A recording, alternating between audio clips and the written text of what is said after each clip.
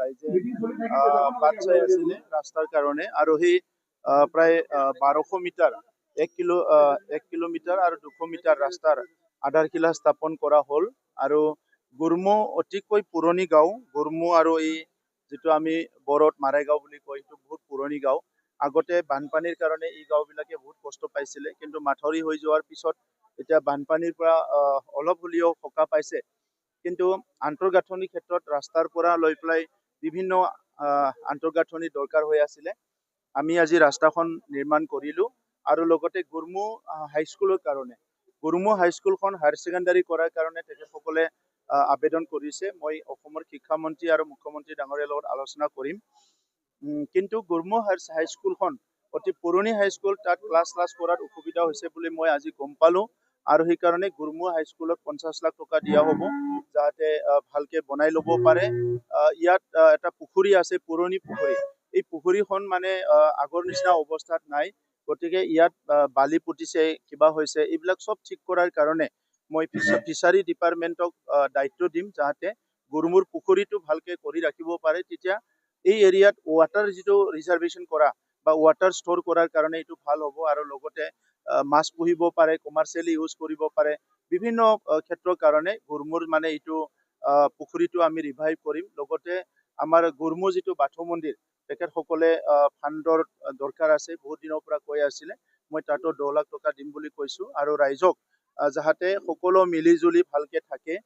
আমি আজি শান্তিৰ বিটিয়াৰ এটা গঢ়িব পাৰিছো সকলোৰে সহযোগত গতিকে এই শান্তিৰ বিটিয়াৰটো কোনো কাৰণত যাতে বিনষ্ট নহয় এই কাৰণে শান্তিটো ধৰি ৰাখাৰ কাৰণে আমাৰ সম্প্ৰীতি মিলাপ্ৰীতি যিটো পৰিৱেশ আহিছে এইটো সাস্টেইন কৰাৰ কাৰণে সবে আগবাঢ়ি আহিব লাগিব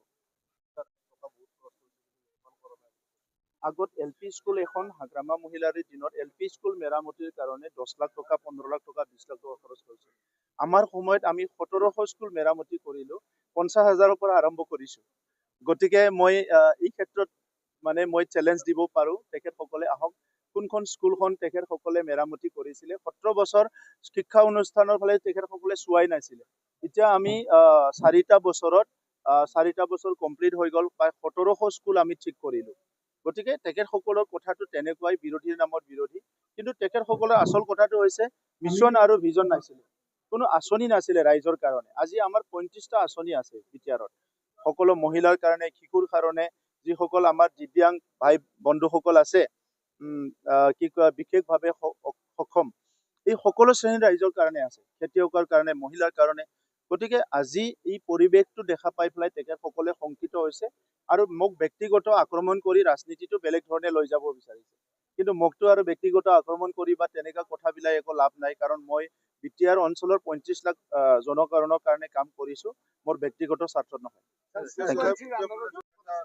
6.32 লৈ পেলাই কৰিছো যে এই বাজেট সেশনৰ আগে পিছে বা ইয়াৰ পিছত আমি ভাল খবৰ পাম আৰু মুখ্যমন্ত্ৰী ডাঙৰীয়াও আমাক কথা দিছে যে এই বিদ্যালয়খিনিৰ ভিতৰত যিখিনিয়ে মানে নিট বেছ হয় আৰু আইনগতভাৱে যিখিনি আমি প্ৰভিন্সিয়েলাইজ কৰিব পাৰো এইখিনি কৰাৰ কাৰণে তেখেতে পক্ষপাতি এই কাৰণে আমিও আমাৰ চৰকাৰৰ তৰফৰ পৰা আমি চাই আছো কোনটো বিদ্যালয়টো